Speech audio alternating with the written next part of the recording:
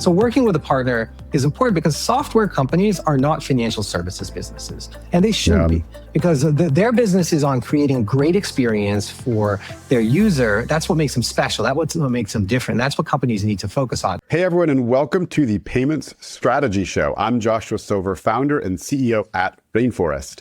We help software platforms embed payment processing into their core product to grow revenue and improve customer retention. I'm here today with an awesome guest, Daniel Simon, who is the founder and CEO of Coast, which is a fintech company offering an all-in-one fleet, fuel, and corporate payments card designed to simplify vehicle payments, giving businesses greater visibility, control, and security over their spending. Think industries like HVAC, construction, transportation, and much more. Daniel, thanks for being with us on the show today. Oh, thank you, Joshua. It's great to see you. So Daniel, you previously co-founded Bread, which was a consumer buy now, pay later company that was subsequently acquired. You then started Coast, which is focused more on businesses that are in the physical economy that have fleets of vehicles. Tell us a little bit about what drew you to this. It's obviously very, very different than your background at Bread. Yeah, so as you mentioned, the first company, Bread, was a consumer buy now, pay later business. So if you're familiar with companies like Affirm or Klarna, very much in that category. That was a venture-backed business. We grew it over 5 years, and then it was successfully acquired by a large store credit card company. And so when I left Bread, I knew I was going to do something new in fintech, but I didn't really have like the thing that was super exciting to me. So I kicked around for a while. I was an advisor to a handful of startups. I was an entrepreneur in residence at a Silicon Valley venture firm. It was actually pretty great after 6 years, like laser focused on the problems of one business, to say, what's everybody else working on? You know, what are the other problems and challenges out there? What's exciting? What's not exciting to me in fintech? And I always wish that there was some romantic story. I always wish I could say that I was like playing with toy trucks when I was a kid or something, but I wasn't. I was playing with computers. It was really as banal as some venture capitalists said to me, hey, Daniel, you should take a look at this big fleet payments company. And I said, what's that? And I looked at it and I was like, oh my God, and haven't been able to think about much else ever since. I ended up starting this company in 2020 and been off to the races. Now, I looked at a lot of stuff in 2020, like a lot. Nothing got me anywhere nearly as excited as Coast. And actually for a lot of the same reasons, to sort of draw the continuity that kind of like rhymed with the stuff that got me excited about starting the first company, Bread, a dozen years ago now. You got this massive market in payments.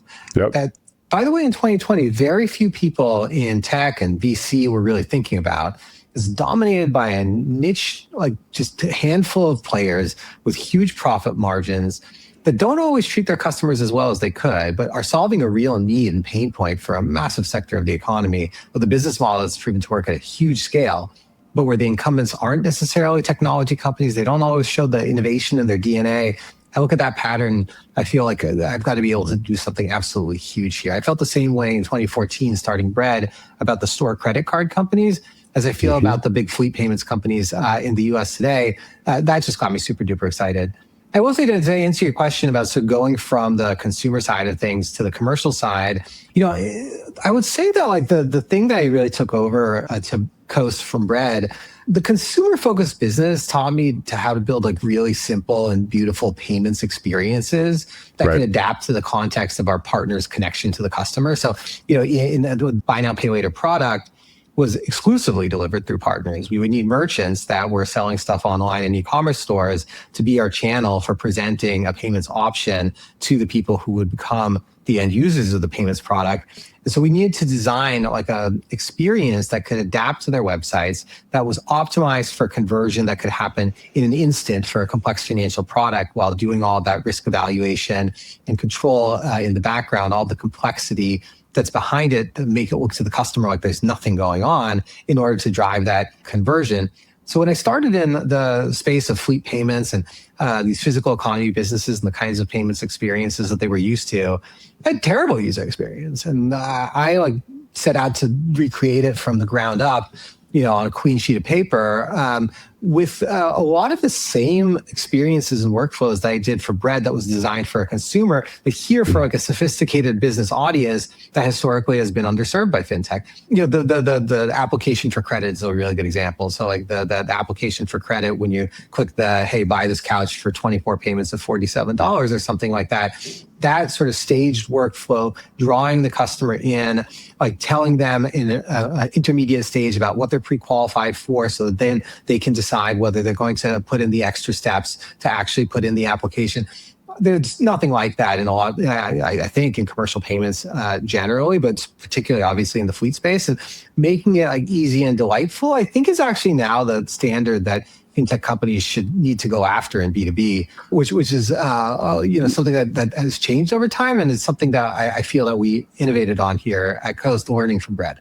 Yeah, that's interesting. I mean, one of our values at Rainforest is ruthlessly simplify, because these things do get very complex. And so having that, delightful experience that's simplified, I think is something that a lot of companies are still striving for. And I think the other thing that I'd highlight from, kind of that opening, Daniel, is in a lot of ways, small businesses are more like consumers than they are enterprises, I think, in a lot of ways, right? These are, workers out there that are just trying to go and get their jobs done. They're not really focused on payments. And so when you make the friction go away, it just kind of seamlessly goes into the background, and you see more usage.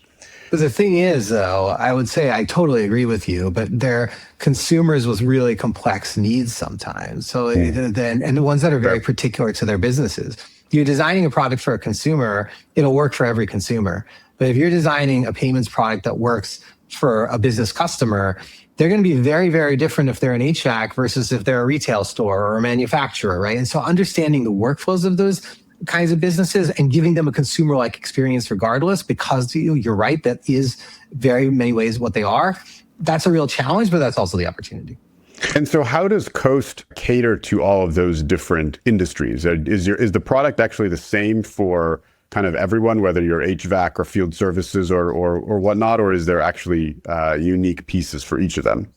The thing that unifies all of our customers, whether they're in construction, residential and commercial services, landscaping, pest control, oil and gas, utility, the thing that unifies all of them is that they've got a lot of their workforce out there in the field, right? If you do that, you end up having some really specialized needs that you can't solve with your American Express corporate credit card, nor could you solve it even with some of the modern fintech commercial payments folks, which is that you need really specialized control, security, visibility, reporting. You want to make sure that they're buying the right grade of gas. They're not going into the convenience store and buying cigarettes and chips with the company credit card. They're not using it to fill up their family car's gas tank or sell gas to the guy behind them in line at the gas station. And the specialized features that you need go very, very deep in understanding sort of what the workflows are for payments when you've got that kind of a field workforce. But that does unite all of our customers. What starts to get very interesting for us, though, is when we start embedding into the systems and softwares that are specific to each kind of industry, because there you can really enhance the payments experience with a ton of context that's specific to their industry. So we work, for instance, with a number of field services management software companies, which are the kinds of software and vertical SaaS that people in these various industries use to operate their business, like the operating systems that's at the heart of it.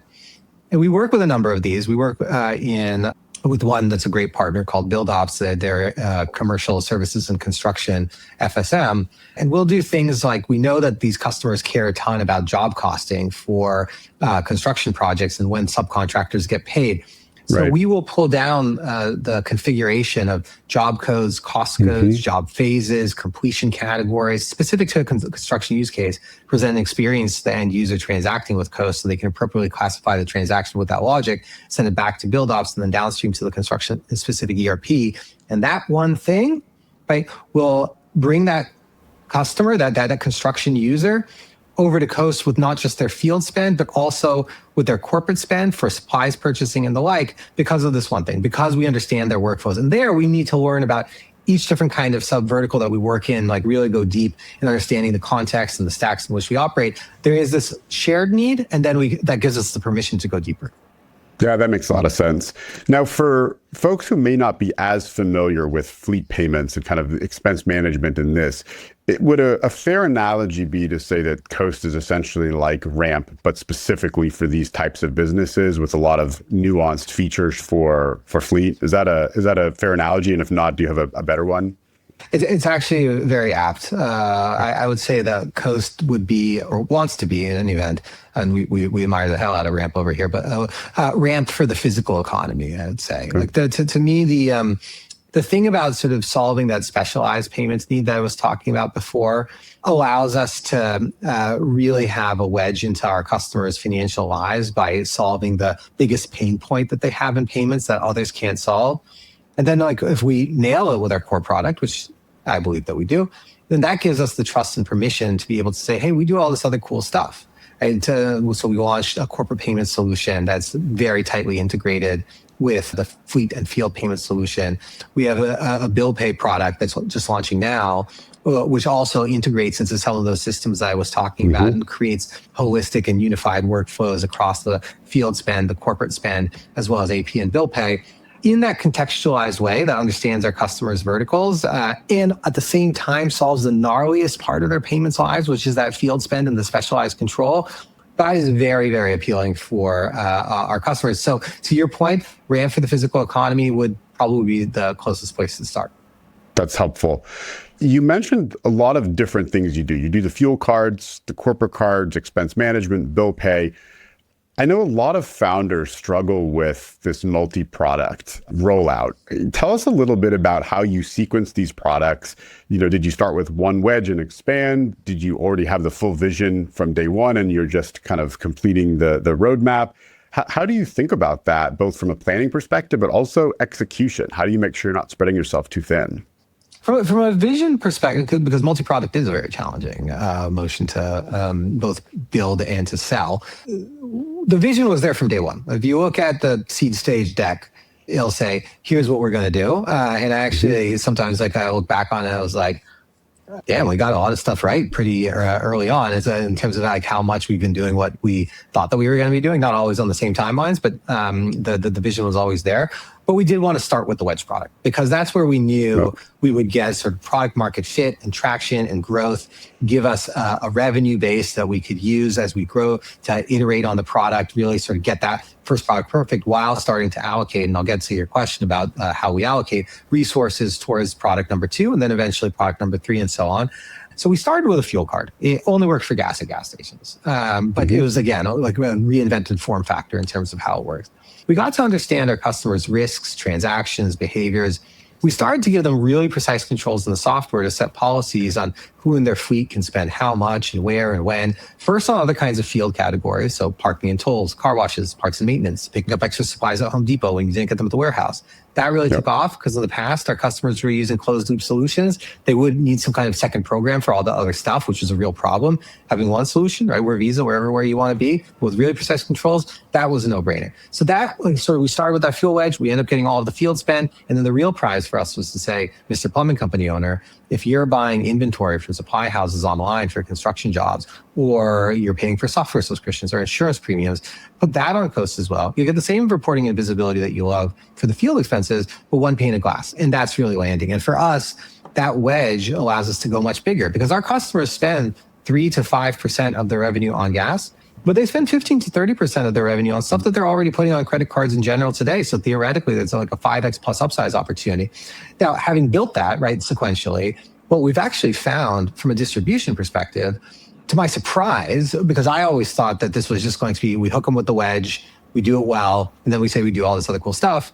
As we position the product as an all-in-one solution at the top of the funnel, that's even better on getting folks just the fuel card than simply saying that we're a replacement for your legacy fuel card solution. The vision of like a unified, vertical-specific, like expense management system that understands your business and its workflows is very attractive. We wouldn't have been able to launch with it. That would be biting off more than you can chew. But to me, like, Well, we model the business in many ways on the restaurant payments company Toast, right? It starts with sort of a pain point in payments specifically, which is, in their case, a card reader. What's so special about that? Well, you can drop it, you can get wet. It knows about the tables. It really understands the industry specific needs, in their case, in hospitality. And then every year they layer on new financial services and software products to do more for their customer, create a platform for them to run their businesses. And that's how they get the stickiness and the revenue per user that allows them to trade the way that they do today in the markets. And what I would say is, in terms of how we allocate now, we are always putting investment in product number one, because I feel that product number one, while I think it is, I'm quite sure it is the best product in the market for our customer, it's not guaranteed to be that way forever. It's the thing that gives us the permission to do everything else. And we always want to make sure that if someone catches up to where we are now, we are light years ahead because we've been adding new value. And then we allocate the most amount of investment among everything into product number two, which is the place where we have a huge opportunity. We've already proven it out. In the basics, we know what we need to build, and it's a confident investment.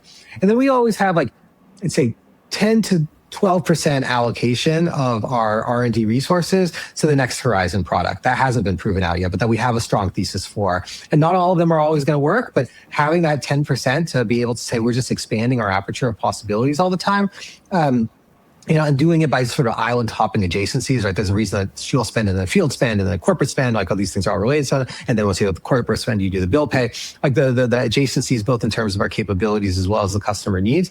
That's the way that we've been operating, and so far it's been working for us, but it is challenging to make those allocation decisions.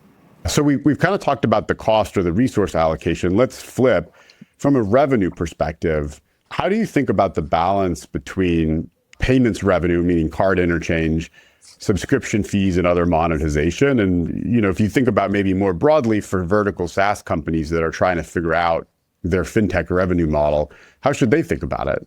I mean, I'll really focus on the second question, right? Because, and we should talk about this more. Coast has been partnering more and more with vertical SaaS in a pretty deep way to help them continue to build out their fintech revenue strategy, not just on money in, but money out. But we'll talk about that, I'm sure. But if you're thinking about sort of a vertical SaaS product, your core business is the software product, right? That should stand on its own. Right. That's what you build first. That's the thing that really understands your customers. That's why they came to you. And the revenue that you get from that it's a business on its own, as you would know, because you've been running this business and you built it into something substantial. But it allows you to do so much more in terms of that different sources of revenue with the customers that you work with. So, as you know, obviously, these vertical SaaS companies, they start with their fintech strategy by monetizing money in, meaning the payments that their customers accept from their respective customers, because they integrate so naturally into the workflows. Do you need to invoice that customer? Don't worry, we'll handle the payment processing too in that same workflow, right? So that is something that, obviously Rainforest is the best to be able to enable that for these kinds of platforms. But to me, so you get the cut of the payments, obviously, that, and that's a meaningful amount of revenue because it is basically a sweep on almost all of the money that's coming in. Right. But for money out, I feel that a best-in-class vertical SaaS business really needs to, because it understands that every dollar that comes in and out of its customers' businesses, which means that you need to be thinking about payables, you need to be thinking about cards, you need to be thinking about AP. Like I was talking about before, customers in the trades, which is our world, they spend 50 to 30% of their revenue on cars.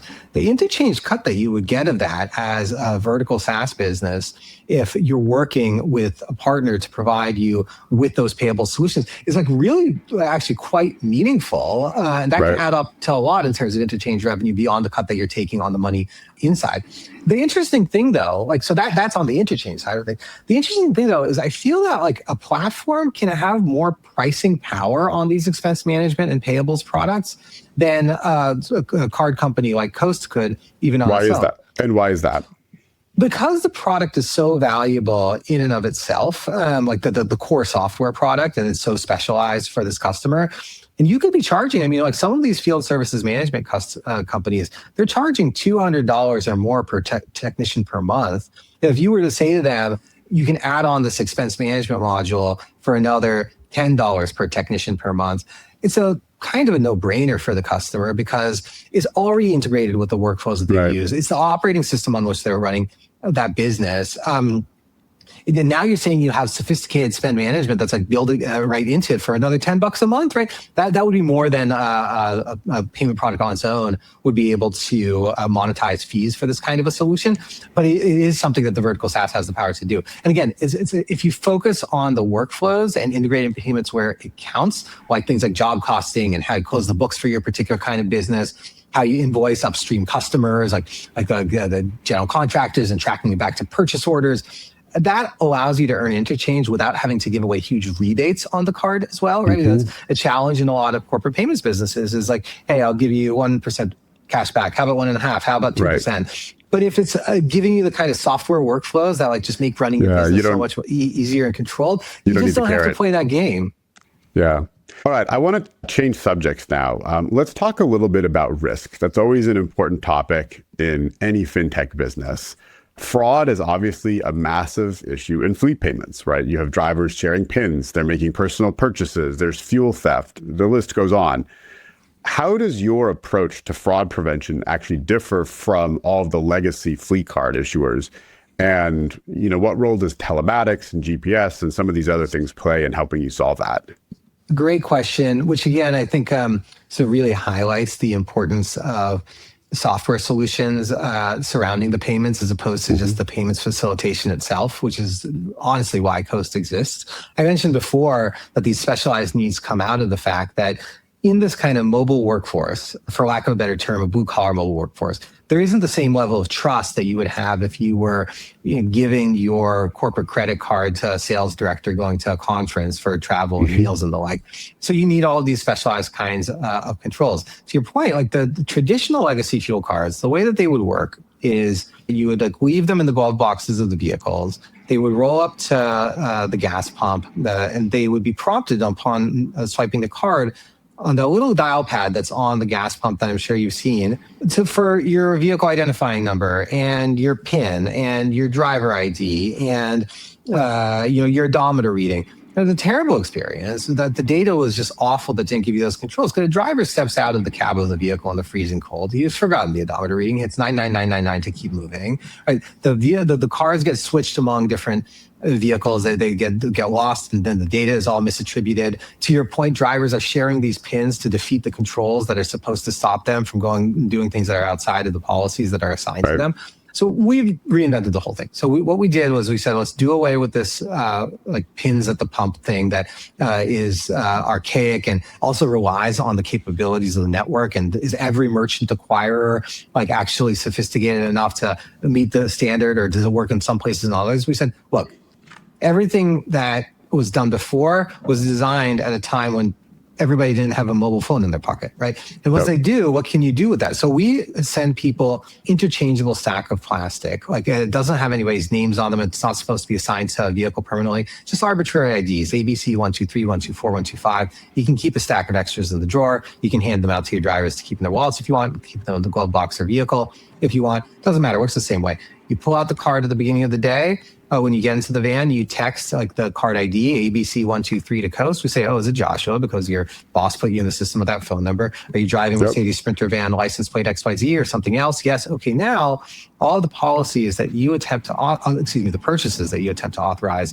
on that card will go through the policies that apply to you, to that vehicle, the combination. We get the line item detail. You can lose it. You can break it. It doesn't matter. You pull another one out of the drawer in the office. You check into that and the same policies to continue to apply. So it's much more secure. It's much more authenticated. You asked also about the telematics.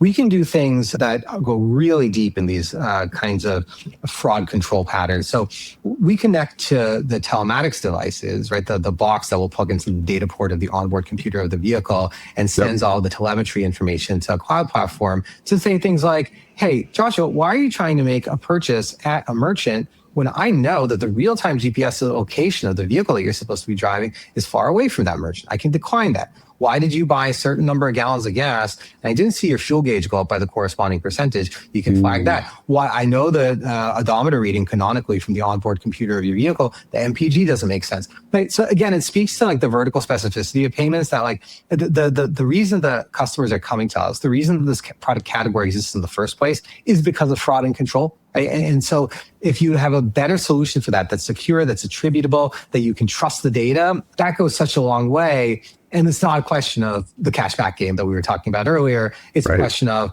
are you solving my business operational problem? So at the end of the day, it all comes down to the data. I mean, we see absolutely the same thing at Rainforest is when vertical SaaS companies feed in extra data to us that is context specific to their vertical, we're able to make much better risk decisions. You're just doing it with, the physical world, which is a, really awesome use, I think, of that. And, it's a good point that you made that so many of these systems were built at a time when we didn't have smartphones, we didn't have all of this robust data. It's time to leapfrog. So that's really neat what you're doing. I know that you also offer some things like fraud guarantees. Is that right?